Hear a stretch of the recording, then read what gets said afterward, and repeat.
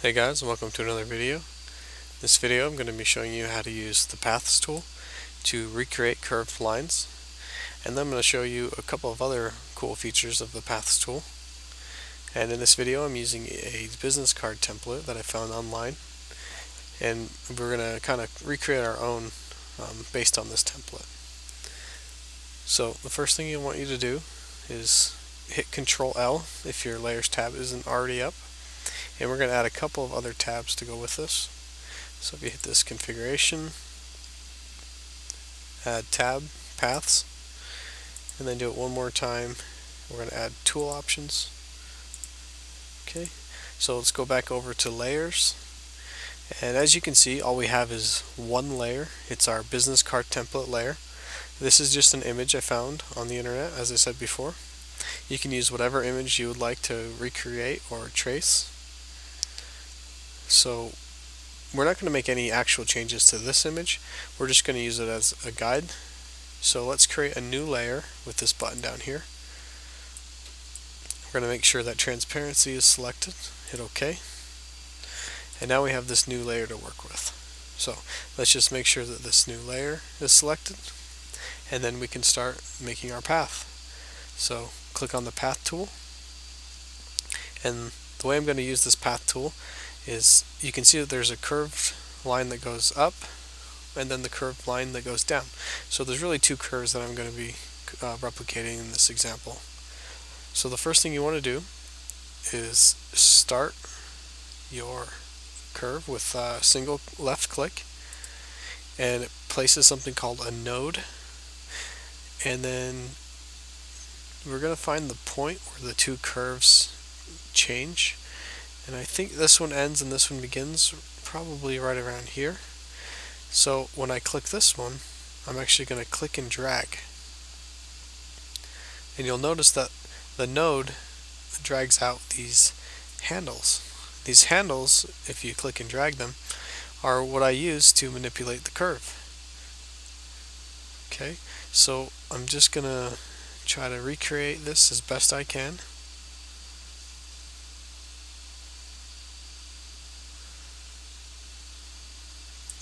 Okay, that looks pretty good. And I'm not going to use this handle.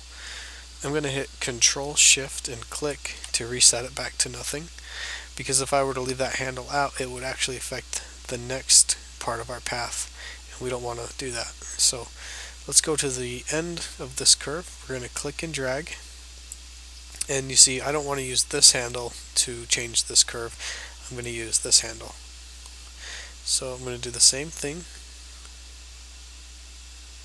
and find about where that curve goes. That looks pretty close. Then I'm going to Control Shift click this side and get rid of that handle. So now I think I have my curve right with my path tool. So what we're going to do is go to Paths, and we're going to click on this duplication button, or we're going to right click it and duplicate path, since my button doesn't seem to be working. And now we have a copy of this path, and we're going to be using this copy later, but for now we're going to go back to the original unnamed one, and we're going to continue our path. And because I haven't selected any other tool, I'm still editing the same path. I'm going to click outside the canvas, just like this. I'm going to go all the way around, and for this final one I'm going to hold Control and click this node, and what it's going to do is it's going to link these two, and now I've made a complete path all the way around this upper section of my business card. So now it's time to change my path to an area selection. So if you click on this red box on the Paths tab, now all of a sudden we have this whole upper section selected, because the selection tool cannot go past the boundary of the canvas. So we've successfully selected the whole upper portion of our business card. So now it's time to apply a gradient. So if we click on the gradient tool and we pick a color, I'm just going to pick this red color, hit OK, and I'm going to use click and drag to set my gradient, and I like that. That looks pretty good. a little bit further.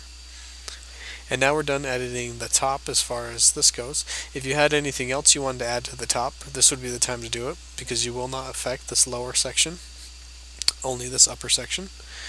And then when you're done adding things to the upper section, let's go ahead and hit select invert. And what that does is it selects the opposite. So it selects this entire lower section. So now let's add a gradient to the lower section. I'm going to use just a light gray, and I'm going to come from the other direction. So we have kind of a neat little effect there, and we have a nice clean line where these two meet. So make your changes and edit whatever you want on the bottom, because the next thing we're going to do is we're going to add a nice divider, whatever we want, in this middle. So let's go back to the Paths tool, go to Tool Options, okay, and we are actually,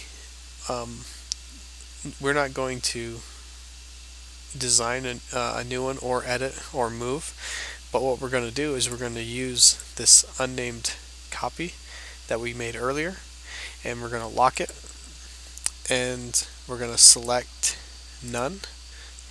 So now the only thing that should be here is, you can't really see it, but there's a red line right here. In fact, if I turn this layer off, you can really see this line. And I can turn off the template too. So this is the path that we created earlier. Remember I said not to do anything until you save this? Well, so now that we have this path selected, now we can do something called paint along path. So before we paint along the path, we're actually going to change some of the paintbrush properties. So click the paintbrush tool, go to Tool Options, and you can pick your brush type from the list. I'm gonna select this solid circle without the fuzzy edge, and then this is where the paintbrush tool becomes very useful because of these brush dynamics that you can add. I'm just going to show you the confetti one to begin with, and so we're adding the confetti dynamic with this brush on the paintbrush tool. But if you go to path and then you stroke the path with this paintbrush tool with this button right here, and before we paint this path, I'm going to actually change the color to a black so we can see what this brush dynamic is going to do. So we go back to the path, stroke path, emulate brush dynamics, and you can see the effect that it gives us. Now, one thing I've noticed is sometimes it gets a little fuzzy near the edges. So one thing you can do to change that so that it stays kind of this sharper image the entire way, what you can do is, first I'm going to undo that, and I'm going to go to my Paths tool, and with the unnamed copy, the original curve selected, I'm going to click it, and now you're going to see that our editing nodes come back up. So I don't want to change anything we have, but what I want to do is add to what we have. So with this end selected, with this end node selected, I'm going to click out here. What that's going to do is it's going to start writing and ending my path all the way out here, so that it will leave all the sharper image stuff on the inside of my image. And I'll show you what I mean when I'm done. So let's go ahead and go back to the path tool again, click this node, and then we're going to add another node out here. So it's going to be, the fuzzy stuff's going to be hidden out here outside your canvas. So let's go ahead and try it again and see how it looks. So stroke to selection, or stroke the path. That looks good. Hit it. And now you notice it's mostly sharp image all the way across. And if I think that's too big, because that might be a little bit too big, and if I hold Control and zoom in with my mouse wheel, it's a little bit pixelated too. So let's go back to the brush tool, and we can even turn that size down a little, turn down to 40. I'm going to hit Control Z and undo that line. Go back to the Paths tool, and we're going to stroke a new one. And that one looks pretty good.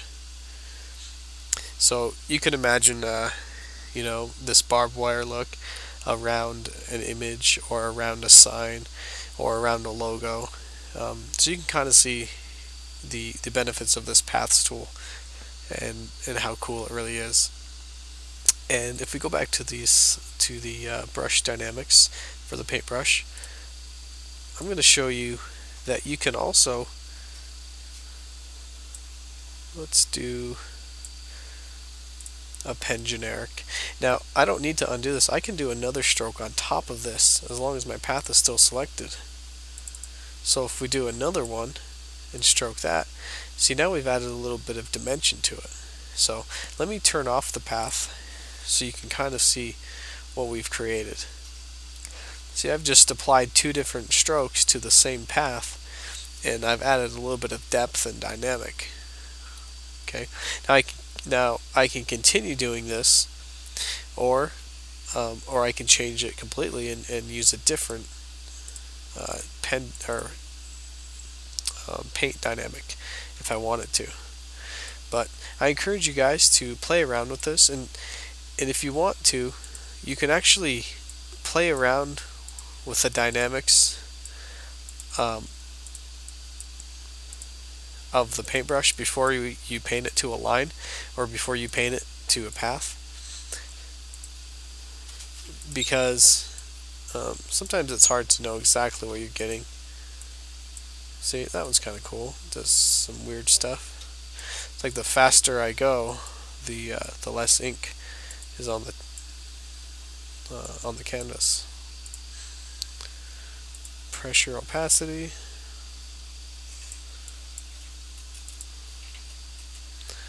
Random color. Okay, so it looks like it's using ranges of my foreground and background color. That one looks like it'd be pretty cool too. But anyway, guys, experiment yourself and come up with some cool designs, and let me know if you guys have any questions. And thanks for watching. Like the video if it helped, and please subscribe. Thanks.